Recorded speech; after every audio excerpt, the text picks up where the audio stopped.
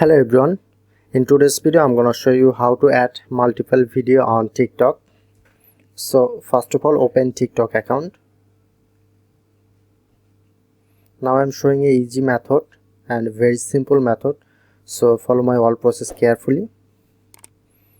Tap onto plus icon for the post.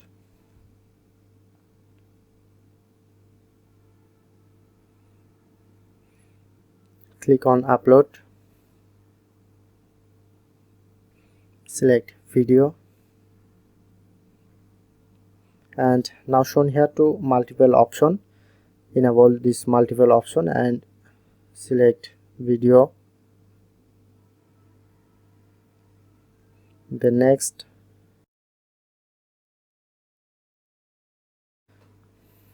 so this is the on and only way to process add multiple video. So that's how we can easily add multiple video on TikTok. If in this video helpful, please hit the like button and subscribe our tutorial channel for more video.